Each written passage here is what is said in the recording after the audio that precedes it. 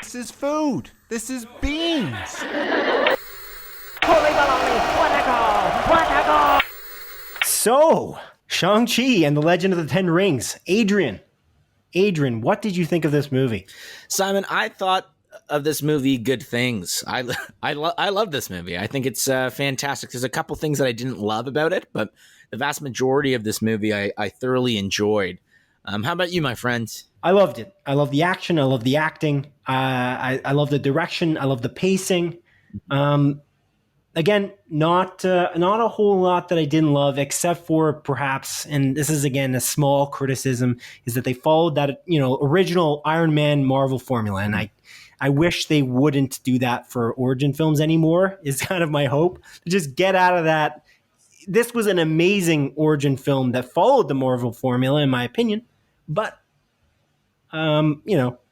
it's it would be nice to do something original. I think you said that this is potentially in your top 5 Marvel Cinematic Universe films of all time. Is that correct? Yeah. From our podcast episode. If you want to hear that small review, the spoiler-free review, check out our episode 62 of Split Focus, a Film and TV podcast, because this is a spoiler-filled, or meant to be a spoiler-filled episode of our show. That's why it's called A Closer Look.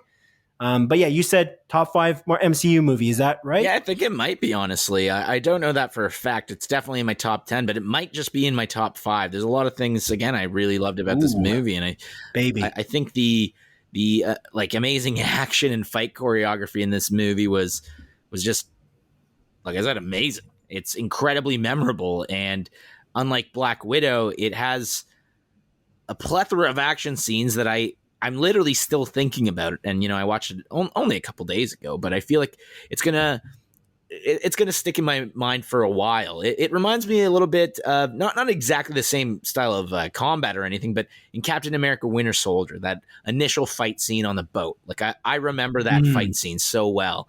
And this movie has not one of those, but like 5 of those styles of fight scenes, not like on a boat or whatever, but these 5 fight scenes that I will like think of whenever I think of the best action in the MCU. And I think that's a marvel to behold, pun intended. Ooh, yeah. A beautiful pun indeed. Yeah. Yes. No, yeah. Again, that bus fight scene, because we're spoiling it, so just so we're clear, audience members, if you're listening to this and you don't want this movie spoiled, move along. Go to episode 62 and then watch Shang-Chi and then come back to a closer look episode. But that bus fight scene was very memorable. And it's cool. Again, that's kind of in the trailer, yeah. And then I'd just like to point out, just because it's in that bus fight scene, that guy who's filming, that was hilarious, by the way. I mentioned this to you a couple episodes back, but is that the same guy from New York? I think it is. Now in San Francisco, that said, "Hey, Spider-Man, do a flip." Yeah, I think it is. I think it is the same character. I didn't look into the credits or anything to see if they're named the same. Oh, but I'm pretty sure. I'm pretty sure it is. There's I freaking love it though. Like he pulls out his phone and starts recording it. And he's like, I took a little bit of martial arts back in the day, so I'll be reviewing this from that angle.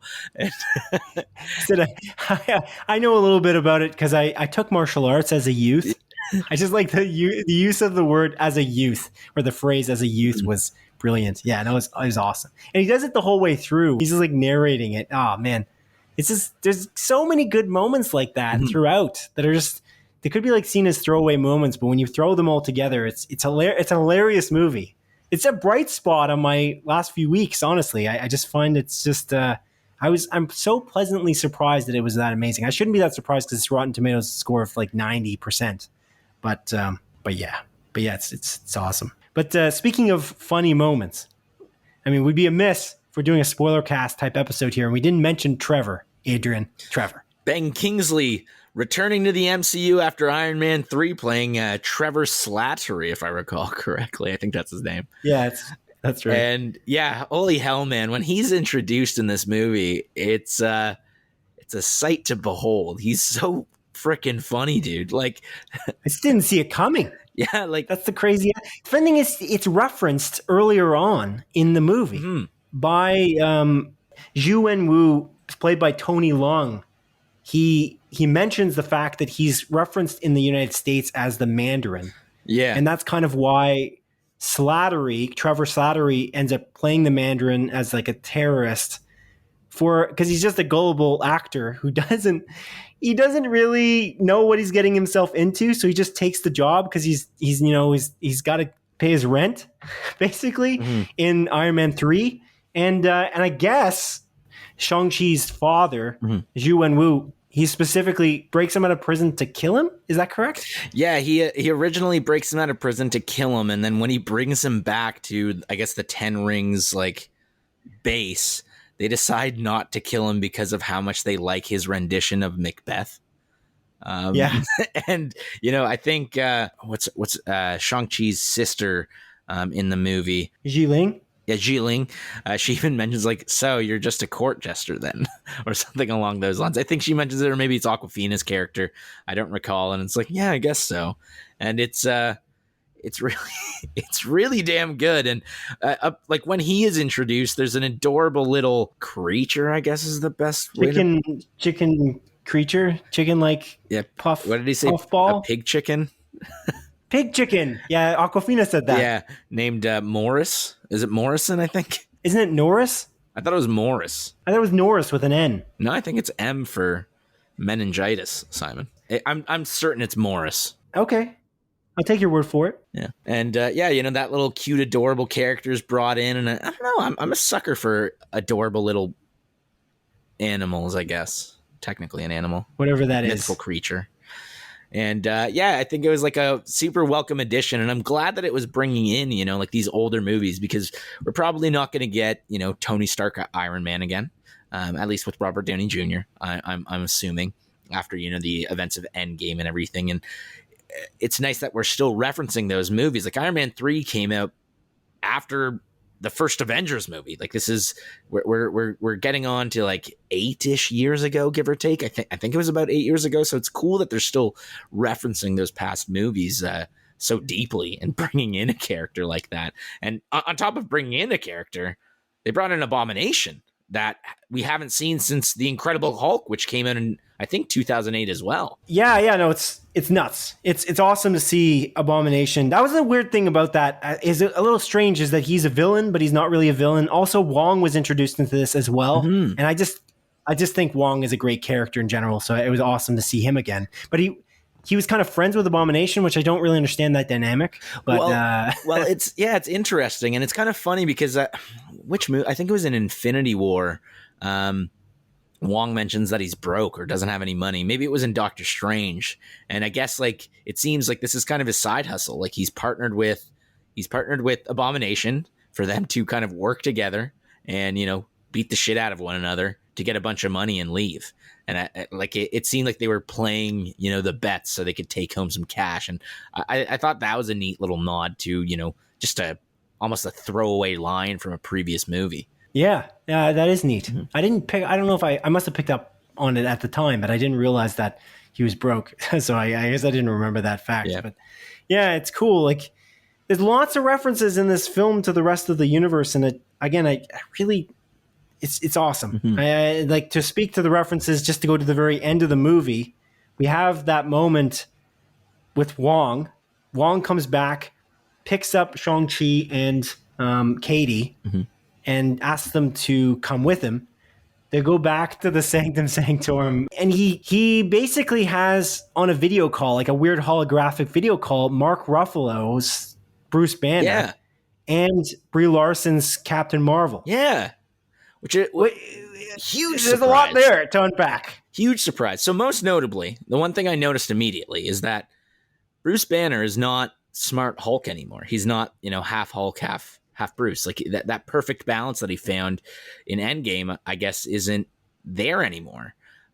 He obviously still has his arm in that sling, which he does at the end of Endgame after, he does the snap on the glove to bring everyone back. So I thought that was super cool. But I'm curious if we're going to learn more about why he's not, that half Hulk version of himself. That I found one of the most interesting aspects of that after credit scene. Yeah, no, it's very interesting because I don't know. There was a little bit of the fan base that didn't like the concept that he was Smart Hulk. They want to see Hulk smash. Mm-hmm. There's like a traditionalist kind of concept. Is Bruce Banner completely cured? I don't think that would be a good move for the MCU, but as a natural progression, he was at peace with the fact that he was Smart Hulk, if I'm recalling correctly, in Endgame. He liked it. So why would he do this is the question. Yeah, I don't know. Like, why would he go back to becoming Jekyll Hyde, Mr. Jekyll, and Hyde kind of idea where he is got a split personality and plays with the concept of being Hulk and Banner. Mm-hmm. It just doesn't seem to make sense unless he's cured himself completely. And now he's just the resident scientist on the Avengers team. Mm-hmm. Yeah. I'm sure they'll announce that. And, like dive deep into that. If I recall correctly, he's supposed to be in the She-Hulk series. So maybe that's where they'll explore that aspect of it. But yeah, I guess we'll just have to wait to find out.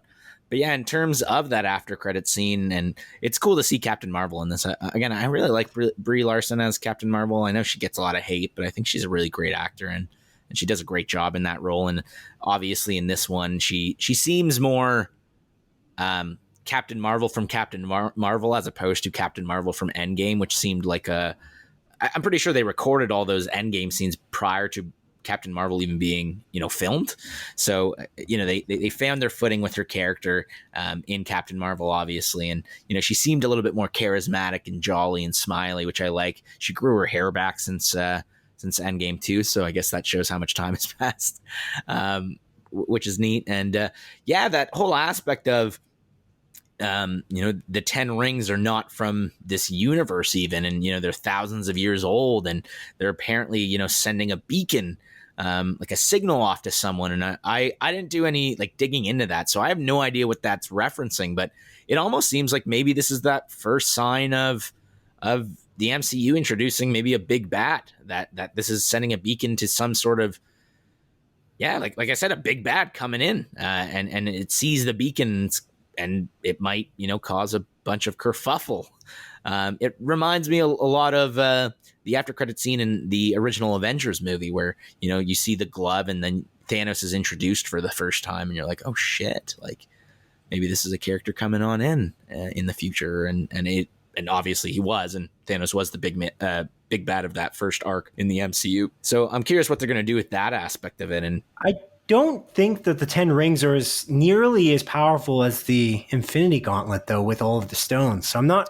Oh yeah, I don't mean it in that aspect. I mean it just. I have a feeling that it might be more of a tease of like a smaller bad, like a Loki or a Ultron type of scenario where that teases an Avengers type team up, but it doesn't necessarily tease the big multiversal war, which I argue is probably going to be versus Kang the Conqueror, but I guess we're going to find out. Yeah. I don't know. Maybe the 10 rings can do more than what we've seen. They are really powerful, obviously. Mm-hmm. The guys held on to them for 1,000 years because of how powerful they are. And they make somebody immortal, which is also pretty damn badass.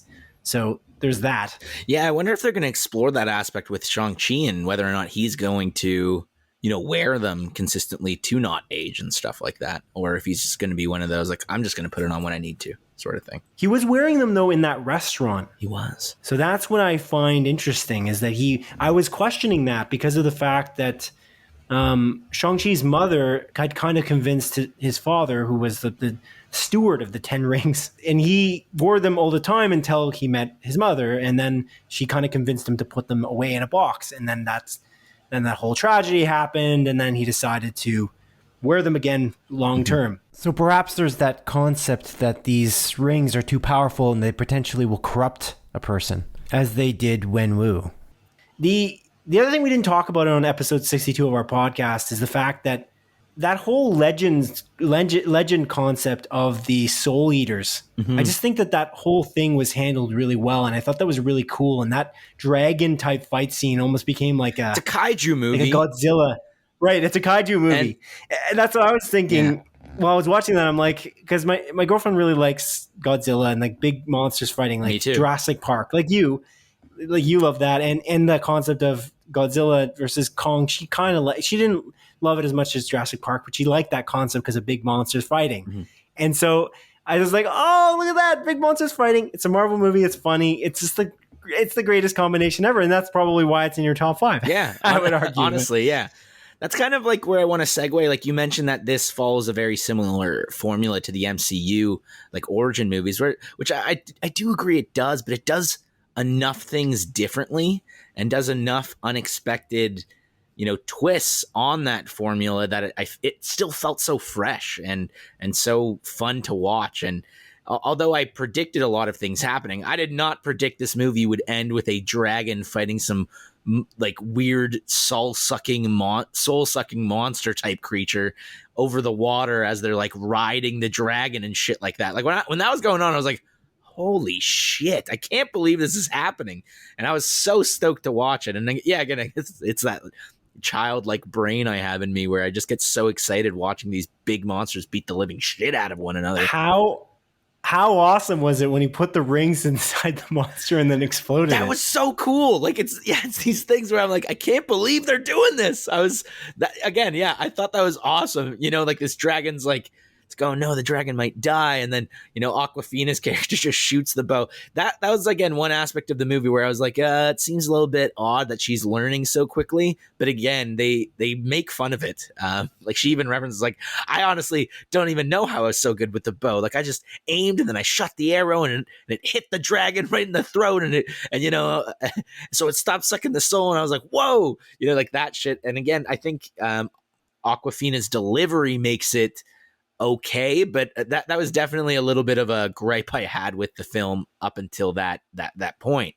I imagine that's kind of what you were referencing on episode 62, where it makes fun of itself, like it makes fun of the MCU in some ways, like how Captain Marvel did. I was referencing the fact that Abomination was made fun of. Like he was almost a joke. That's what I was referencing. The thing I should point out here is that's actually something I feel like was handled well enough that I thought is good in that she's good with the bow. Sure, she's okay with it, but honestly, they didn't let her fight initially. Yeah. Twice they were saying, no, you're not doing this. You're not ready. You're going to die if you go out there. That's not going to happen. We're not letting you go. And she just forced herself to go out. And they do this constantly in movies. And it bothers the shit out of me when a character just goes out after 5 minutes of training and just decides, Tomorrow War, just decides they're just gonna wreck shit up. Yeah. You know what I mean? Like you have no idea how time travel works. You've never held a gun before, and you're just gonna go fight something now, like crazy monsters that literally are faster, like 5 times faster than human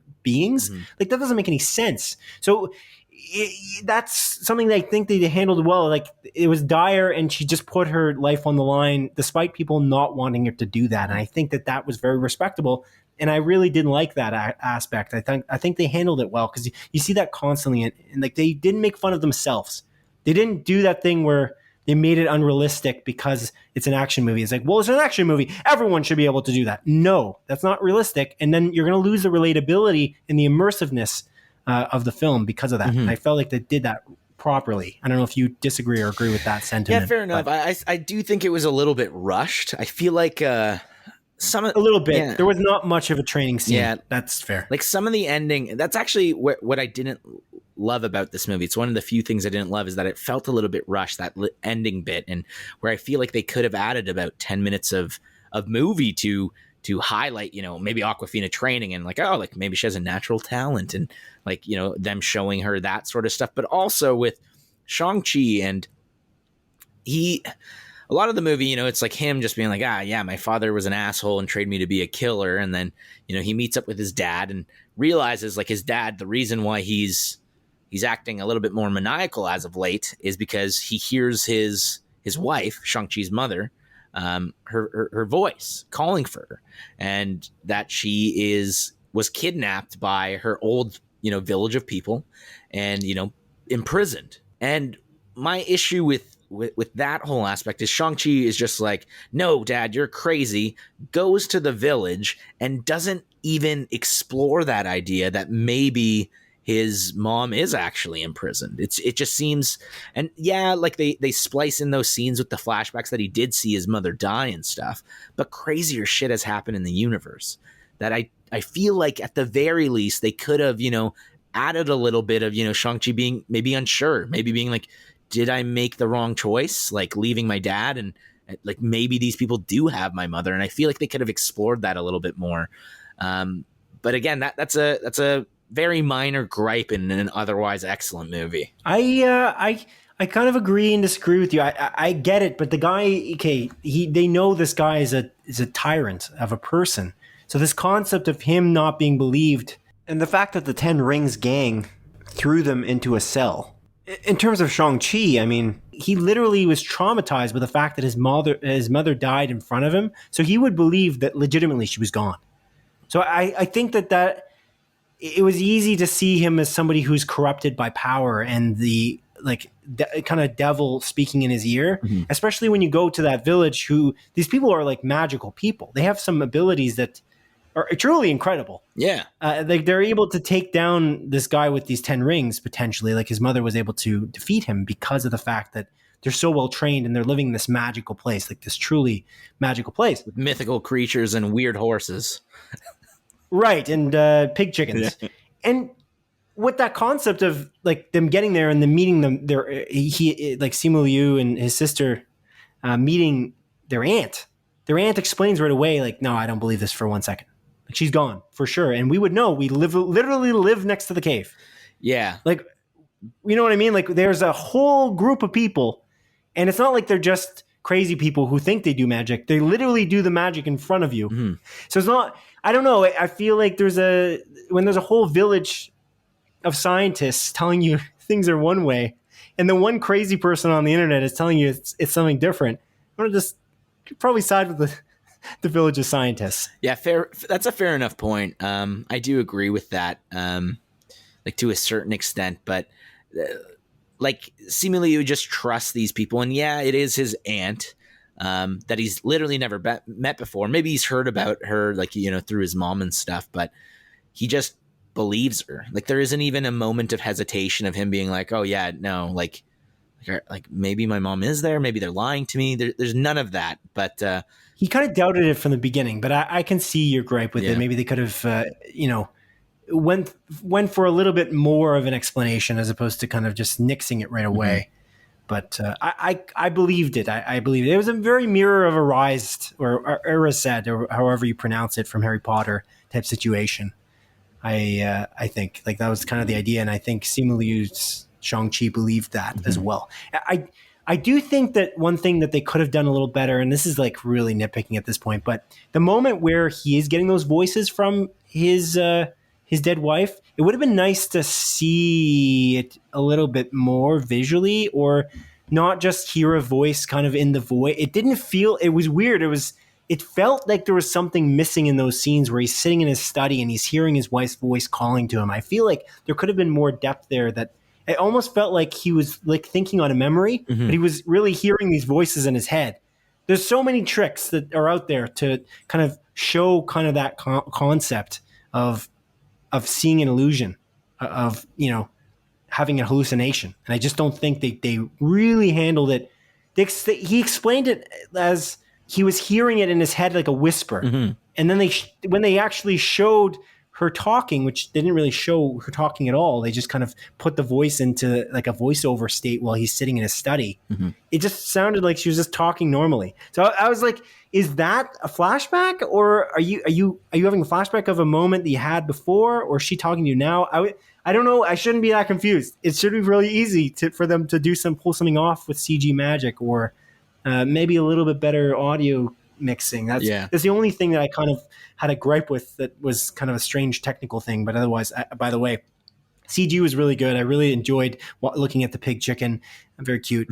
And and the various other creatures, which that lion thing. It's so cool. Yeah, it is cool. It's super cool. And yeah, like with when the soul suckers are like, they escape that I guess, I don't even know what cave that they're in, because there's like dragon scales covering it, and they're coming through, and you just see these lions just tearing them apart like absolutely like nothing. And it's so freaking cool. And I don't know, it's interesting. There's like quite a few casualties in that, and I guess it kind of brings me to not necessarily another gripe, but just to, because you just mentioned that wall, I'd like to point out this concept of that wall and these scales, and the concept of using dragon scales to defeat these monsters, these soul suckers, and how they're kind of sitting on the edge of this water of basically the edge of where that cave is to defend their land against these soul suckers and this giant beast. I just think that that's so neat that they use the scales because they kind of make you feel like this creature is dead. Like the great protector is actually not alive. And I think that that was a great thing to do because they didn't tell you that he was alive and then he just was. And he's just this majestic creature that is flying basically with magic because it doesn't have wings. So I thought that was a really masterful thing to do. And then on the flip side, the trailer shows it. That's the issue. It shows the dragon. Yeah. And why are you doing that? You don't need to. Everyone is lining up. They all want to see the next Marvel movie. You don't need to show that. You can show them anything. You can show them the scene with Abomination because it was a throwaway anyway. But do not show the dragon because you did a great job. They did an awesome misdirect in making it seem like the dragon had died, and they took its scales to create the armor or the weapons and the cave. Did you find that as well? Yeah, I definitely agree with you on that front. Like it did feel like they were using remnants of this dragon to make badass armor and like bows and arrows and swords and weapons and all this shit. And yeah, it was really cool. And yeah, I do agree with you that the trailer did ruin that aspect of the movie. And I think going in knowing that the dragon was around, I didn't think of that thought. You talking about that, I can't agree with you anymore, man. Yeah, that's a very good call out. Cool. You had another gripe. Sorry. Yeah, like in terms of like another like small gripe, like during that like final battle, like initially I was like, oh, this is kind of, like they show up and it's like this these groups of people fighting against each other, killing one another, all of that sort of stuff, and Shang-Chi's father like crosses the river, whatever, and it does almost follow that very typical like Marvel formula, like, oh no, like they're just going to be two dudes with these rings fighting each other, like same weapon. But yeah, when that soul sucker appears, or sorry, the soul suckers start appearing and start sucking the souls of everyone, it's played up for laughs, but the quickness in which the 10 rings like people team up with the other like tribe, whatever they're called, is just very abrupt, and it seems a little bit uncharacteristic.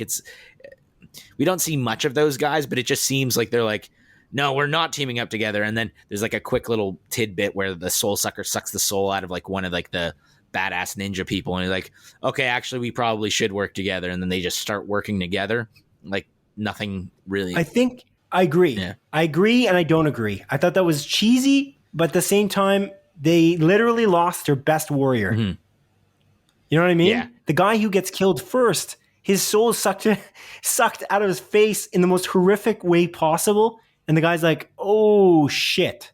You know what I mean? Yeah. And there's something about that concept of like seeing it to believe it. Oh, I understand. Mm-hmm. This is a deadly, deadly situation that we find ourselves in. I just witnessed my friend die in front of my eyes. You're right. Mm-hmm. Let's work together. It seemed the delivery was almost too comedic. Like it was almost set up for too much comedic relief. Mm-hmm. But I do think that I buy it in a weird way because you don't. I don't know if you really have third party situations like that very often. Yeah. In like you didn't have that in World War I or World War II. There was no random third party aliens coming down. But if the aliens had come down in World War I, you would hope if they landed in no man's land that. You wouldn't be fighting each other anymore. It would probably be the green things that are coming out of the spaceship. Yeah, fair point. You know what I mean? It is a good. I kind of agree with you. It felt corny, but I don't know that they wouldn't have done that. It was an interesting way to handle it, and I don't think they did it too terribly. Yeah, I think just the delivery of that was a little bit off-putting. I feel I feel like they could have done it better because it really did feel corny. They're like, no, we have to work together, and it's like, no, we're not going to work together. Soul gets sucked. It's like, actually we should work together, and it's like it just seems like they skipped a few steps, simply put. And yeah, it could have been it could have been done better. But yeah, I do agree with you. Like it is still believable. Like you mentioned, like you gotta fight the greater evil coming through that is literally taking people's souls out of their bodies. So yeah, sure.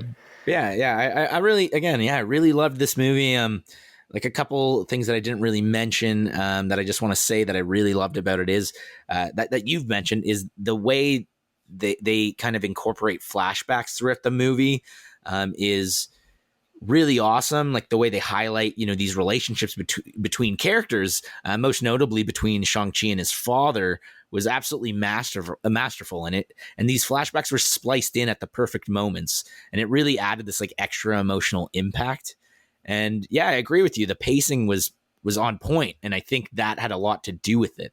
And again, the chemistry between like Awkwafina and Simu Liu is phenomenal. I love like the platonic like sort of friendship they have that is so deep that maybe could amount to more. We don't really we see maybe a couple of glimpses into that. Like I wouldn't be surprised if they go down that rabbit hole, but I really just enjoyed that these guys are like a couple of underachievers at the beginning, and they just like having fun together, and they're just really great friends and love each other for who they are. And I don't know, it felt nice watching it. It just felt really nice watching. It was. Yeah, I agree. The chemistry was great. Oh man, it's just such a joyous movie to watch. Mm-hmm. It's just so fun to watch, and I just want to see how they play off the rest of the Avengers. I want to see, like, I'm genuinely excited for the Marvel Cinematic Universe. I'm just so curious now what it's going to amount to. Eternals, we watched an Eternals trailer, and we've seen it, of course, before, but we watched it prior to the movie because it was a trailer prior to this movie airing for us in theaters, and I was like, oh man, I'm just so hyped now. I'm just, because we got another great director directing the Eternals mm-hmm. in Chloe Zhao,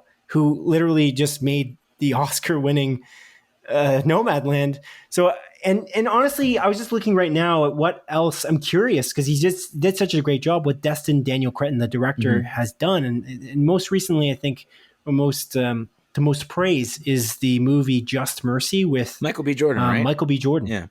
Yeah, and that's an 85% of Rotten Tomatoes. And so I'm curious because I'm hoping it's going to be him again. Like I'm hoping it's Destin Daniel Cretton again for the next iteration of Shang-Chi. I'm hoping they just greenlight it right away, or I don't know. I'm curious because I'm curious to see what he could pull together, because I just think that he might have been following this formula, but he just did it in such a way that was so competent in every way. He just embodied everything that makes a Marvel movie great in this movie. It's done so well. I can't stress enough. And you're right about the choreography. I cannot stress how great the choreography is in every scene. Like there's just, I remember so many of these moments that were just so well done. Anyway, like the dancing scene between him and his wife mm-hmm. in Tao Lo, when Shang-Chi's parents meet for the first time. Yeah, there's just too many good moments. And it's almost like Dynasty Warriors or like Sauron when he's fighting in that beginning flashback scene mm-hmm.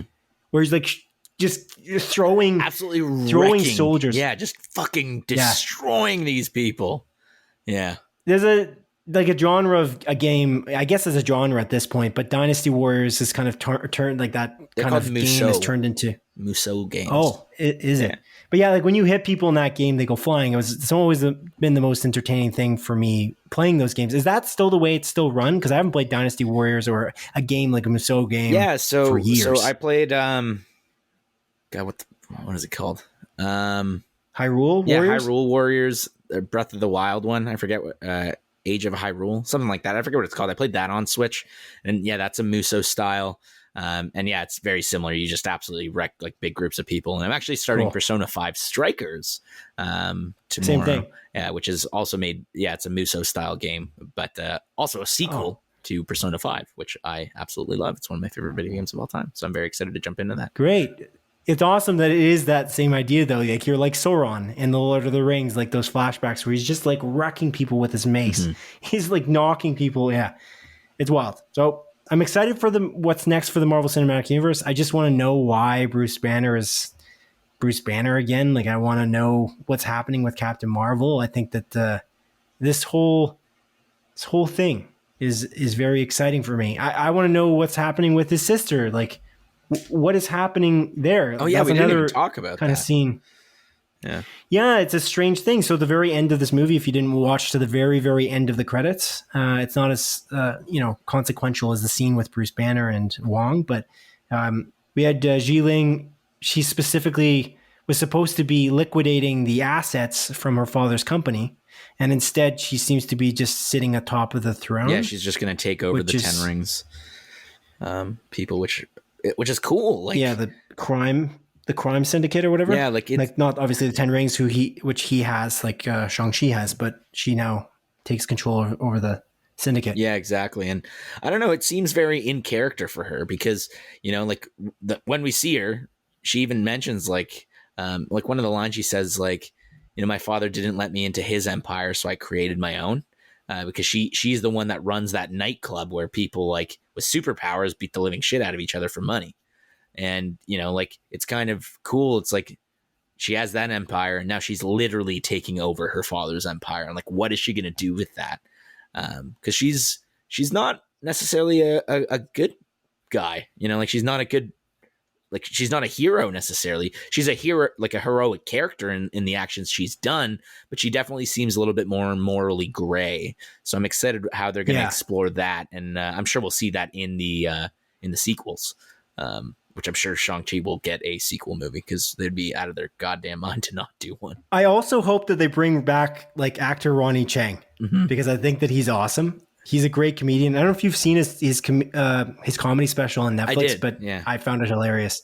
And he was really good in this movie too. That's actually a bright spot too. The moment they get out of the elevator to go into that fighting ring nightclub or whatever, he's just talking a mile a minute, and almost everything he says is a punchline, which was funny. I think he's awesome, and he was in Crazy Rich Asians as well, and he's been in a bunch of other things. I think he was in Godzilla vs. Kong for a scene as well. But he's awesome. So I'm hoping that he's in the sequel as well. Yeah. So it's an interesting path that this particular like Shang-Chi franchise is on and the MCU is on. One last thing that I want to bring up. I don't want to run too long on this, a closer look episode, but the What If episode 4 that follows Doctor Strange in his search to save Christine. Because in this alternate universe, Christine dies, basically, which didn't happen in the actual regular Doctor Strange film. Doctor Strange just gets into a car accident. He doesn't bring Christine with him and she doesn't die.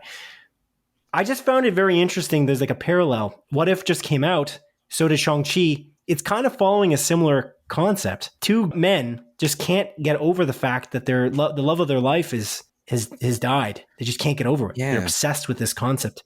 And they're just basically they would do anything, including doom the entire world in order to get them back.